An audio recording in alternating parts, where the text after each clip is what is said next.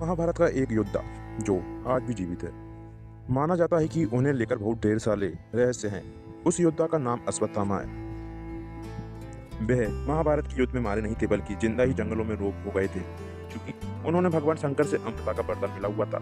लिहाजा लोग मानते हैं कि ये योद्धा आज भी जीवित है। या तो हिमालय में कहीं हो सकता है, या फिर देश के घने जंगलों में रह रहा होगा। अश्वत्थामा गुरु द्रोणाचार्य के पुत्र थे। हमारे पुराणों और मिथकों में 8 शक्ति को आज भी जिंदा माना जाता है। उसमें से एक यही वजह थी कि महाभारत युद्ध के बाद भी वे जीवित थे। अश्वत्थामा के साथ खासियत यह थी कि उन्हें अगर भगवान शंकर से अमर का वरदान हासिल था, तो वे जन्म के साथ उन्हें एक ऐसा मणि मिली थी जो सभी तरह की विपत्तियों से उनकी रक्षा करती थी। इसे वे माथे के केंद्र में रखते थे। ये कहा जाता है कि ऐसा रक्त था जो न केवल शक्ति देता था, बल्कि भूख, प्यास और थकान से बचाने से भी ज्यादा मदद करता था। अश्वत्थामा जैसा नाम रखा नहीं जाता, इसलिए इस नाम को विचित्र कहेंगे। उनके इस नामकरण की कहानी भी है। कहा जाता है कि जब गुरु द्रोणाचार्य के घर बालक का जन्म हुआ, तो उसने अश्व यानी घोड़े की तरह धरने की फिर आकाशवाणी हुई कि इस बालक को अश्वत्थामा के नाम से जाना जाएगा। महाभारत की कथाएं कहती है कि अश्वत्थामा के सिर पर जन्म से ही मणि थी। एक बार द्रौपदी ने महाभारत के अर्जुन की प्रार्थना कर गुरुपुत्र को वरदान दे दी। प्रजा के तौर पर मणि उसकी छीनी। मध्य प्रदेश के मुख से करीब 12 किलोमीटर दूर स्थित विंध्याचल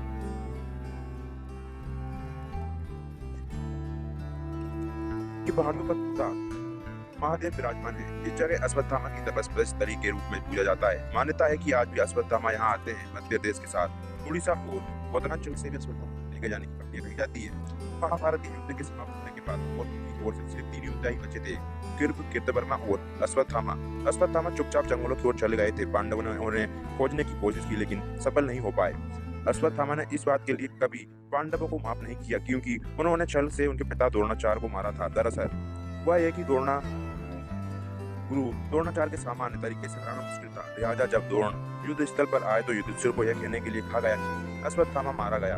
आदि या मनुष्य जब द्रोण रण क्षेत्र में रथ के साथ दाखिल हुए, तो युधिष्ठिर ने ऐसा ही कहा, लेकिन उनके अश्वत्थामा मारा गया कहते हैं।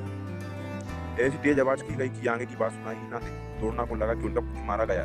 लिहाजा वो शोककुल हो गए और रथ से उतरकर शोक मनाने लगे। ऐसे ही समय में भीम ने अपनी गदा से पार से मार दिया।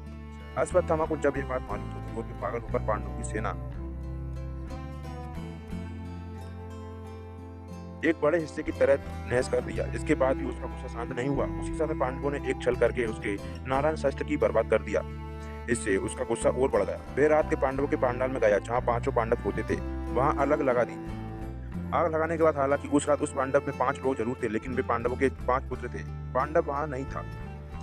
5 पुत्र मारे गए। इसके बाद अर्जुन ने प्रतिज्ञा ली कि वे अश्वत्थामा को नहीं छोड़ेंगे। इससे बचने के लिए अश्वत्थामा युद्ध छोड़कर जंगलों की ऐसा विलीन हुआ कि उसके बाद दिखा ही नहीं। हालांकि ये भी कहा जाता है कि पांडवों ने उसे पकड़ा और उसके माथे से मणि निकाल ली। वह लहूलुहान हो गया। तब कृष्ण ने उससे श्राप दिया कि वह इसी हालात में जिंदगी गुजारेगा, मर भी नहीं सकेगा। तब तक है अश्वत्थामा के पास जिंदा ही मनों में रखता रहता है।